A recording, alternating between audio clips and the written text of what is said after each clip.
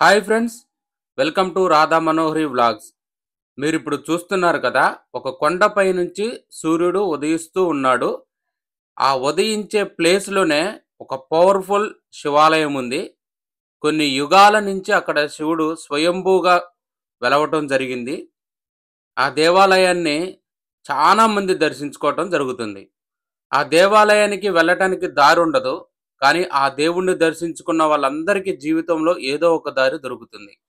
అత్యంత శక్తివంతమైన శివాలయంగా ఈ చుట్టుపక్కలున్న 30 గ్రామ ప్రజలు భావిస్తూ ఉండటం జరుగుతుంది. అంతటి శక్తివంతమైన దేవాలయాన్ని ఈరోజు నేను మీకు చూపించబోతున్నాను. ఈ దేవాలయం ఆంధ్ర, తెలంగాణ రాష్ట్రాల మధ్య బోర్డర్‌లో ఉంటుంది. మీకు ఎగ్జాక్ట్‌గా చెప్పాలంటే ఆంధ్రప్రదేశ్ రాష్ట్రం, పల్నాడు జిల్లా, మాదిపాడు మండలంలో ఉన్న జడపల్లి తండాలో ఈ దేవాలయం ఉంటుంది. ఈ అడవి మొత్తం కూడా నల్లమల్ల ఫారెస్ట్ కిందకి వస్తుంది. చాలా ఎత్తైన ప్రాంతంలో ఈ దేవాలయం ఉండటం జరిగింది. ఈ దేవాలయాన్ని చేరుకోవటానికి దగ్గర దగ్గర 1 కిలోమీటర్‌న్నర పాటు నడవాల్సి ఉంటుంది. అంటే ట్రెక్కింగ్ చేయాలి కొండపైకి. అంతకుముందు కొండపైన పెద్ద పులులు, చిరుత పులులు, ఎలుగుబంట్లు ఉండేవంట. ఇప్పుడు అవేమీ లేవు. ఎవరైనా సరే ఎటువంటి భయం లేకుండా శివాలయాన్ని దర్శించుకోవచ్చు. అయితే ఈ కొండపైకి ఎక్కడానికి మనకి 1 గంట సమయం పడుతుంది. అలవాటు లేని వాళ్ళకి, ఎక్కువ నడిచే అలవాటు ఉన్న వాళ్ళకి ఒక హాఫ్ అన్ అవర్ పడుతుంది కాబట్టి, కొండపైన మంచినీటి సౌకర్యం ఉండొచ్చు, ఉండకపోవచ్చు. నమ్మకం చెప్పలేం కాబట్టి, మనం ముందుగానే తగిన ఏర్పాట్లు చేసుకొని కొండ ఎక్కాల్సి ఉంటుంది. ఎందుకంటే కొండపైన మనకి ఎటువంటి సౌకర్యాలు ఉండవు. ఒక దేవుడి ఆలయం తప్పించి వేరే ఏమీ కనిపించదు. మీరిప్పుడు చూస్తున్న ఈ దారి గుండానే కొండపైకి ఎక్కాల్సి ఉంటుంది. ఇది జడపల్లి తండా. ఈ తండా ఇళ్ళ మధ్యలోంచే మనకి ఈ దేవాలయానికి చేరుకోవటానికి దారి ఉంది. చూడండి ఫ్రెండ్స్, అత్యంత శక్తివంతమైన దేవాలయం. ప్రతి సోమవారం కూడా భక్తులొచ్చి స్వామివారిని దర్శించుకోవటం జరుగుతుంది. ముఖ్యంగా శివరాత్రి సమయంలో 3 రోజుల పాటు జాతరగా నిర్వహిస్తారు. ఈ చుట్టుపక్కల ఉన్న గ్రామస్తులందరూ కూడా ఈ దేవాలయాన్ని వచ్చి దర్శించుకోవటం జరుగుతుంది. ఎగ్జాక్ట్‌గా సూర్యుడు పైనుంటాడు. దాని కిందనే మనకి దేవాలయం ఉంటుంది. కొన్ని యుగాల నుంచి ఇక్కడ శివుడు కొలువు శివుడు ఇక్కడ స్వయంభూగా కొలువుతీరి ఉండటం జరిగింది. అంతేకాకుండా భరద్వాజ మహర్షి ఈ స్థలంలో తపస్సు చేశాడంట శివుడు కోసం. శివుడు ప్రత్యక్షమై ఆయనకి వరాలిచ్చాడని, ఆ భరద్వాజ మహర్షి ఈ కొండపైన మనం వెళ్ళే ఎగ్జాక్ట్‌గా ఈ దారి గుండానే పైకెళ్ళి శివుడిని దర్శించుకొని అక్కడే తపస్సు చేసుకునేవాడంట. మళ్ళీ కిందకి దిగి పక్కనే ఉత్తర వాహినిగా వెళ్తున్న కృష్ణా నదిలో స్నానం చేసేవాడంట. అందుకోసమే ఈ దేవాలయం అత్యంత శక్తివంతమైన దేవాలయంగా గ్రామస్తులు, చుట్టుపక్కల ప్రజలు కూడా భావించడం జరుగుతుంది. ఈ దేవాలయానికొచ్చిన రైతులందరూ కూడా పాడి పంట గురించి స్వామివారికి మొక్కుకోవటం, పాడి పంట సంవత్సరం మొత్తం కూడా జాగ్రత్తగా ఉండటం చేత ఈ చుట్టుపక్కలున్న గ్రామస్తులందరికీ కూడా ఇంటి దైవంగా ఈ స్వామివారు మారిపోవటం జరిగింది. చూడండి ఫ్రెండ్స్, ఈ కొండ రాతి మార్గం ఎంత ఇదిగా ఉందో. గ్రామస్తులందరూ కూడా ఇప్పుడు మీరు చూస్తున్న ఈ దారిని కూడా ఏర్పాటు చేసుకోవటం జరిగింది. అంతకుముందు ఇంకా ఘోరంగా ఉండేదంట దారి. భక్తులందరూ కలిసి మీరు చూడండి, రాళ్ళను మెట్లుగా ఏర్పాటు చేయటం జరిగింది కొండపైకి. ప్రభుత్వం వారి నుంచి ఏదైనా సహాయం వస్తే మంచి రూట్ ఏర్పాటు చేసుకోవాలని గ్రామస్తులందరూ కూడా భావించడం జరుగుతుంది. ఎందుకంటే ఇంత కష్టపడి గ్రామస్తులు స్వామివారిని దర్శనం చేసుకోవటం, అనుకున్న పనులవ్వటం, ఇంత ప్రాముఖ్యత కలిగిన శివాలయం అందరికీ తెలియాలని ఈ చుట్టుపక్కల గ్రామస్తులందరూ కూడా ఆ స్వామివారిని వేడుకోవటం, ప్రాధేయపడటం, గవర్నమెంట్‌కి కూడా అర్జీ పెట్టుకోవటం కూడా జరిగింది. కొండపైకి ఒక మంచి దారేస్తే ఎక్కువ మంది భక్తులు రావటం, స్వామివారిని దర్శించుకోవటం జరుగుతుందని. అత్యంత శక్తివంతమైన దేవాలయం అయినప్పటికీ ఈ దేవాలయానికి దారి ఉండదు. కానీ ఈ దేవుణ్ణి ఎవరైతే దర్శించుకుంటారో వాళ్ళకి జీవితంలో ఒక దారి దొరుకుతుంది. అంతేకాకుండా మీరు ధ్యానంలో ఎటువంటి చిన్నపాటి అనుభవం ఉన్నా సరే, ఈ దేవాలయం దగ్గర కూర్చొని ధ్యానం చేయండి. వెంటనే ధ్యానంలోకి నిమగ్నమైపోవటం జరుగుతుంది. గొప్ప గొప్ప అనుభూతులు కలుగుతూ ఉంటాయి. ఎందుకంటే ఈ స్థలంలో కొన్ని వేల మంది సాధువులు, ఋషులు, మునులు తపస్సు చేసిన స్థలం ఇది. అత్యంత శక్తివంతమైన స్థలం కాబట్టి, ధ్యానంలో ఏ పాటి అనుభవం ఉన్న వాళ్ళైనా సరే, మంచి అనుభూతులు పొందటం జరుగుతుంది. ఇంకా సరే శివ భక్తులు ఎవరైతే ఉంటారో వాళ్ళకి శివుడు సాక్షాత్కారం కలిగిన సందర్భాలు కూడా ఉన్నాయంట. అయితే ఇప్పుడు కాదు, ఒక 50, 60 సంవత్సరాల క్రితం శివ సాక్షాత్కారం పొందిన ఈ చుట్టుపక్కల గ్రామస్తులు కొంతమంది శివ భక్తులున్నారని భక్తులు చెప్పడం జరిగింది. చూడండి ఫ్రెండ్స్, కొండ పైకెక్కే మార్గం ఒక ఎత్తైతే, గుడి దగ్గరికొచ్చేటప్పటికి చాలా కష్టంగా ఉంటుంది మార్గం. కొద్దిగా జారినా సరే కొండ మించి కింద పడటం జరుగుతుంది. సాహసవంతులు, ధైర్యవంతులు మాత్రమే ఈ కొండెక్కాలి, స్వామివారిని దర్శించుకోవాలి అని నా మనవి. దారుండదు. చూడండి మీరిప్పుడు చూస్తున్నారు గదా! నేను పైకెక్కి చూపిస్తున్నాను మీకు. ఎలా ఉందో రూటు. మనం ఏ మాత్రం స్లిప్ అయినా సరే కిందకెళ్ళిపోతాం. దగ్గర దగ్గర ఒక 200 మీటర్లు కిందకి జారి ఎళ్ళిపోవటం జరుగుతుంది. అంతా రాతి నిర్మాణం ఇదంతా కూడా. అందుకోసమే చాలా జాగ్రత్తగా ఎక్కాల్సి ఉంటుంది ఈ కొండపైకి. ఇంత కష్టపడి స్వామివారిని దర్శించుకొని, మన ఇప్పటి వరకు పడిన బాధను మొత్తం గూడా మనం మర్చిపోవచ్చు. అంత గొప్ప అనుభూతి కలుగుతుంది. ఎక్కువ వర్షాకాలంలో స్వామివారి టెంపుల్‌కి భక్తులు ఎక్కువ వస్తుంటారు. చలికాలంలో ఎక్కువగా వస్తుంటారు. ఎండాకాలంలో కూడా వస్తారు కాబట్టి, సరైన వసతులు అంటే నీరు అవన్నీ ఏర్పాటు చేసుకొని ఇంత పెద్ద కొండ ఎక్కాల్సి ఉంటుంది కాబట్టి, తగిన జాగ్రత్తలు తీసుకొని రావటం జరుగుతుంది. మీరిప్పుడు చూస్తుందే ఆ మహానుభావుడి, ఆ మహాదేవుడు, దేవదేవుడు, ఈ సృష్టి నిర్మాణానికి కారకుడు, ఈ సృష్టి మొత్తానికి అధిపతైన ఆ ఈశ్వరుడి గుడి చాలా చిన్న గుడి. కానీ చాలా శక్తివంతమైన గుడి. చూడండి ఫ్రెండ్స్, ఎంత చివరనున్నామో మన కొండకి. చుట్టుపక్కల చూస్తుంటే మీరు చూసేది అది కృష్ణా నది. ఉత్తర వాహినిగా ఇక్కడ ప్రవహించడం జరుగుతుంది. కాశీ తర్వాత ఈ స్థలంలోనే ఆ విధంగా జరగటం జరిగింది. అందుకోసమే ఋషులందరూ కూడా ఇక్కడ తపస్సు చేసుకునేవాళ్ళు. భరద్వాజ మహర్షి ఎక్కువ కాలం ఇక్కడ తపస్సు చేసుకోవటం జరిగిందంట. ఈ చుట్టుపక్కల ఉన్న గ్రామాల్లో గూడా తిరిగారని గ్రామస్తులు చెప్పడం జరిగింది. మరి వారు ఎప్పటి కాలం వారో మరి ఎప్పుడనేది ఎవ్వరికీ తెలియదు. అంతేగాకుండా ఒక 100 సంవత్సరాల క్రితానికి కూడా ఇక్కడ ఋషులు, మునులు కనపడేవాళ్ళంట. ఈ గ్రామస్తులందరికీ కూడా. ఇప్పుడెవ్వరు ఇక్కడ తపస్సు చేసుకుంటున్న సాధువులు మనకి కనిపించరు. పైకి వాటర్ సదుపాయాన్ని గ్రామస్తులు చందాలేసుకొని ఏర్పాటు చేసుకోవటం జరిగింది. చాలా చిన్న గుడి. మనం ఏ టైంలోకొచ్చినా సరే ఇక్కడ శివుడిని మనం దర్శించుకోవచ్చు. ఎందుకంటే గుడికి తాళాలేసి ఉండవు. మీరిప్పుడు చూస్తున్న విధంగానే గుడుంటుంది. కాబట్టి కానీ నేను చెప్పేది ఒక్క విషయం ఏంటంటే, ఉదయం పూట మాత్రమే ఈ గుడినెక్కే సాహసం మీరు చేయాల్సి ఉంటుంది. ఎందుకంటే మధ్యాహ్నం పూట ఎక్కితే గుడెక్కేసరికి లేట్ అయితే రాత్రి సమయంలో క్రూరమృగాలు తిరుగుతాయనేది కూడా ఉంది. అంటే పెద్ద పులులు, సింహాలు ఏమి ఉండవు కానీ ఎంతైనా ప్రమాదకరమే. అందుకోసమే మనం ఉదయం 6 గంటల నుంచి మధ్యాహ్నం 3 గంటల వరకు ఏ టైంలోనైనా సరే ఈ గుడిని దర్శించుకోవటానికి అనువుగా ఉంటుంది మనకి.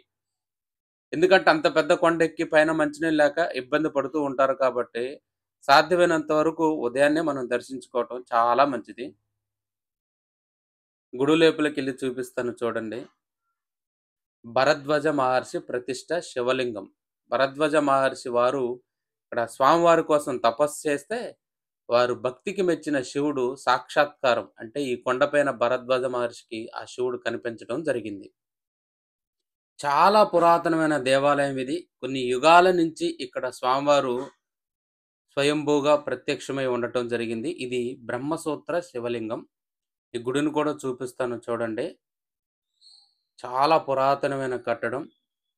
మొత్తం రాతితో నక్షత్రాకారంలో నిర్మించడం జరిగింది. కొన్ని వందల మంది ఒక 60, 70 సంవత్సరాల క్రితం ఈ దేవాలయాన్ని దర్శించుకోవడానికి గ్రామస్తులు వచ్చేవాళ్ళంట. అంటే ఒక 100 మంది కలిసి రావటం. అట్లా జాతరలాగా జరిగేదంట ఒకప్పుడు మహాశివరాత్రి. ఇప్పటికి కూడా 3 రోజుల పాటు చేయటం జరుగుతుంది. ఇది బ్రహ్మసూత్ర శివలింగం. ఈ స్వామివారు ఉత్తరం వైపు చూస్తూ భక్తులకు దర్శనమివ్వటం జరుగుతుంది. చాలా శక్తివంతమైన దేవాలయం. ఈ స్వామివారి దగ్గరకొచ్చి మనం ఏదైతే కోరుకుంటామో ఆ కోరిక తప్పనిసరిగా నెరవేరి తీరుతుందంట. మరీ ముఖ్యంగా శివరాత్రి సమయంలో ఈ స్వామివారిని దర్శించుకోవటం చాలా మంచిదని అక్కడున్న భక్తులందరూ కూడా చెప్పడం జరిగింది. పక్కనే ఉన్న కృష్ణా నదిలో నీళ్లు తీసుకొచ్చి ఈ శివుడికి అభిషేకం చేసిస్తే మనకు 100 జన్మల పాపాలు నశిస్తాయని, అంతా శుభం జరుగుతుందని చెప్పడం జరుగుతుంది. అమ్మవారిని చూశారు గదా! శివుడి పక్కనే పుట్ట రూపంలో అమ్మవారు దర్శనమిస్తుంది పార్వతీదేవి. ఒక మహాసర్పం ఈ శివలింగానికి కాపలాగా ఉంటుందని కూడా భక్తులు చెప్పడం జరిగింది. ఆ దివ్య సర్పాన్ని ఒక 60, 70 సంవత్సరాల క్రితం చాలామంది చూశారంట. అది 12 శిరస్సులతో భక్తులకు దర్శనమిచ్చిందనేది ముసలి భక్తులు చెప్పారు నాకు. వాళ్ళు గూడా చూసినట్టుగా చెప్పడం జరిగింది. ఇప్పుడెవ్వరైతే ఆ సర్పాన్ని చూడలేదు. చూడండి ఫ్రెండ్స్, విభూదితో స్వామివారికి కృష్ణానది జలాలను తీసుకొని వచ్చి, విభూదితో అభిషేకించుకొని, స్వామివారికి మనకున్న ధర్మబద్ధమైన కోరికలు చెప్పుకుంటే, ఆ కోరిక మళ్ళీ వచ్చే సంవత్సరం కల్లా తీరుతుందంట. అంతటి శక్తివంతమైన దేవాలయం. చాలా మందికి సంతానం లేని వాళ్ళకి ఈ దేవాలయానికొచ్చిన తర్వాత సంతానం కలగటం, ఉద్యోగాల్లో స్థిరపడటం, విదేశాలకెళ్ళటం, ముఖ్యంగా చెప్పాలంటే గవర్నమెంట్ జాబ్ కోసం ఎవరైతే ప్రయత్నం చేస్తారో వాళ్ళు ఈ శివాలయానికి వచ్చి స్వామివారిని అభిషేకించి దర్శించుకొని మనం కోరిక కోరుకుంటే అది తప్పనిసరిగా నెరవేరుతుంది. ఈ చుట్టుపక్కల ఉన్న గ్రామస్తులందరూ కూడా ప్రభుత్వ ఉద్యోగులుగానే మనకు కనిపించడం జరుగుతుంది. చూడండి ఫ్రెండ్స్, ఉదయం 6 గంటలకు మనం కొండెక్కినట్లయితే మనకి భక్తులు వస్తూ ఉంటారు. మధ్యాహ్నం 3 గంటల వరకు ఈ కొండెక్కే భక్తులు మనకి కనపడుతూనే ఉంటారు. చూడండి, వీళ్ళు గత 40, 50 సంవత్సరాల నుంచి, అంటే వాళ్ళ తరతరాల నుంచి కూడా ఈ శివాలయానికి, ఈ శివుడికి వీరభక్తులుగా ఉండటం జరిగింది. భక్తులందరూ కూడా మనుషులు కూర్చోటానికి అరుగులు ఏర్పాటు చేశారు. ఈ కొండే ఒక అద్భుతం. చాలా పాజిటివ్ వైబ్స్ ఉన్నాయి ఈ కొండపైన. మనం ఎవ్వరైనా సరే ఈ కొండెక్కితే మన మనసు ఎంత ఆందోళనకరంగా ఉన్నా సరే ప్రశాంతంగా ఇక్కడ మారిపోతుంది. అచ్చంపేట మండలం మాదిపాడు గ్రామ పంచాయతీలో ఉన్నటువంటి ఈ బ్రహ్మసూత్రపు శివలింగం అనేటువంటి శివలింగాన్ని భరద్వాజ ముని అనేటువంటి ఒక ఋషి ప్రతిష్ఠించి ఇక్కడ కూర్చోబెట్టడం జరిగింది. ఇక్కడ అనుకున్నటువంటి భక్తులు ఎవరైనా సరే ఈ చుట్టుపక్కల 10 గ్రామాల వాళ్ళు ప్రతి శివరాత్రికి వచ్చి ఇక్కడ స్నానాలు చేసి స్వామివారిని దర్శించుకొని ప్రతి ఒక్క కోరిక, వాళ్ళు ఏ కోరిక మేర కోరుకున్నారు ప్రతి ఒక్కటి కూడా ఆ స్వామివారు తప్పకుండా చేసి పెట్టడం జరుగుతుంది. అలాగే మిగిలిన రోజుల్లో ఎవరైనా భక్తులు వస్తూ వెళ్తూ ఉంటారు. కానీ ఒక రూట్ సౌకర్యం ఒకటి ఇక్కడ అయితే అందుబాటులో లేదు. కొంచెం భక్తులు వాటర్ సౌకర్యం ఒకటి కాలంలో చేసి ఉన్నారు. కొంచెం కరెంటు కూడా చేసి ఉన్నారు కొంతమంది. ఇంకా మాకు కొంచెం ఒక రూటు అనేది కొంచెం ఈ భక్తులకి ఉన్నటువంటి వారందరికీ చేయించాలి. ఎవరన్నా ఒక భక్తులు కానీ, ఒక గవర్నమెంట్ కానీ, ఇలా ఎండోమెంట్ తరపులు కానీ ఈ యొక్క గుడిని భవిష్యత్ కాలంలో 10 మందికి ఉపయోగపడే విధంగా కొంచెం ఉన్నటువంటి భక్తులు ఎవరైనా తీర్చిదిద్దాలని చెప్పేసి ఈ గ్రామం నుంచి నేను ఒక గ్రామ పెద్దగా నేను అడగటం జరుగుతుంది. అంటే మీరు రెగ్యులర్‌గా వస్తుంటారనా? లేదు, వారంలో ఒక సోమవారం ఒక గడియలను బట్టి, ఒక ముహూర్తాలను బట్టి మేము వచ్చి స్వామివారిని దర్శించుకొని వెళ్ళటం జరుగుతుంది. శివరాత్రి ఎన్ని రోజులు చేస్తారన్న స్వామి? శివరాత్రి వచ్చేసి 3 రోజులు జరుగుతుంది. 3 రోజుల్లో కూడా భక్తులు రావటం వెళ్ళటం జరుగుతూ ఉంటుంది. శివరాత్రి 3 రోజులు దివ్యంగా జరుగుతుంది స్వామివారికి. ఎక్కడైనా శివయ్య ఉండటం వేరు, ఇక్కడ బ్రహ్మసూత్రపు శివలింగం ఉండటం అనేది చాలా విశిష్టతకరం. ఇది చాలా అద్భుతంగా ఉంటుంది. దీని యొక్క ప్రతిఫలం కూడా భక్తులు కూడా చాలా వరకు ఎంతోమంది చాలా మేలుగా జరగడం జరిగిందండి. చూశారు కదా శివాలయం ఇది. ఎగ్జాక్ట్‌గా మీరు చూస్తున్న ఆ గుడి పైనుంచే సూర్యుడు ఉదయించడం జరుగుతుంది. అత్యంత శక్తివంతమైన శివాలయం. కొండపైన చాలా ఇరుకైన దారి ఉంటుంది. చూడండి ఎంత ఇరుకుగా ఉందో. కొద్దిగా స్లిప్ అయినా సరే 300, 400 మీటర్ల కిందకి మనం పడిపోవటం జరుగుతుంది. చాలా జాగ్రత్తగా నడవాలి. మరియు ట్రెక్కింగ్ చేసే అలవాటు ఉన్న వాళ్ళకైతే ఎటువంటి ఇబ్బంది ఉండదు. కానీ కొత్తగా నడిచేవాళ్ళు చాలా జాగ్రత్తలు తీసుకోవాల్సి ఉంటుంది. ఎందుకంటే మనం కొండ పైన చివరి అంచులోనే మనకి దేవాలయం ఉంటుంది. చాలా జాగ్రత్తగా నడవాల్సి ఉంటుంది. చూపిస్తాను చూడండి ఎంత ఘోరంగా ఉంటాయో కిందకి మెట్లు. చూడండి అంత కిందకి దిగాల్సి ఉంటుంది. ఈ చుట్టుపక్కల మనకి దగ్గర దగ్గర 30, 40 కిలోమీటర్ల పాటు వ్యూ మనకు కనిపిస్తుంది. ఈ చుట్టుపక్కల ఉన్న గ్రామస్తులందరికీ కూడా ఆరాధ దైవం ఈ శివుడే.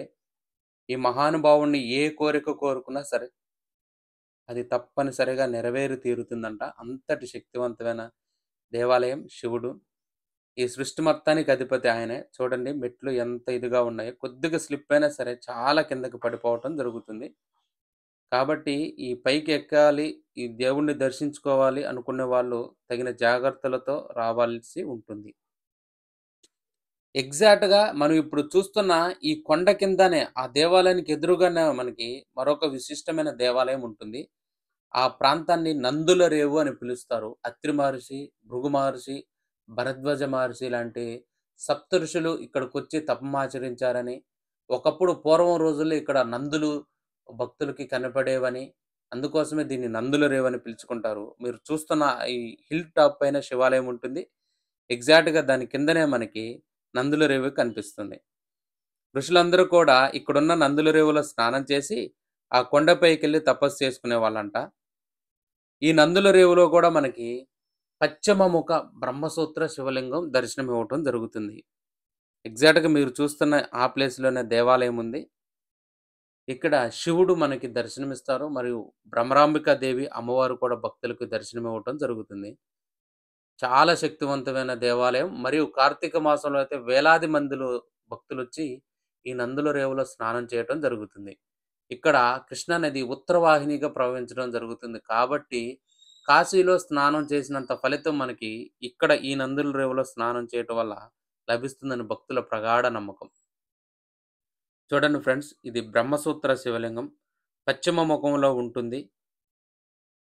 శ్రీకృష్ణదేవరాయలు లాంటి రాజులు కూడా ఈ స్థలాన్ని దర్శించారంట. అంతటి పవర్‌ఫుల్ టెంపుల్ ఇది. మీరందరూ కూడా ఈ దేవాలయానికొచ్చి ఈ నందుల రేవుని మరియు పైనున్న భరద్వాజ ప్రతిష్ఠ శివలింగాన్ని దర్శించుకోండి. మీ జీవితంలో అంతా మంచి జరుగుతుంది. మీకున్న అన్ని కోరికలు నెరవేరుతాయి. ఇలాంటి ఇంకా మంచి వీడియోలు మీకు అందిస్తూనే ఉంటాను. నన్ను ఎంకరేజ్ చేయండి ఫ్రెండ్స్. ఈ వీడియో మీకు నచ్చినట్లయితే లైక్ చేయండి. మీ ఫ్యామిలీ, ఫ్రెండ్స్ అందరికీ ఈ వీడియోని షేర్ చేయండి. నెక్స్ట్ ఇంకొక మంచి వీడియోతో మీ ముందుకొస్తాను. మీ Radha Manohari vlogs. Bye friends.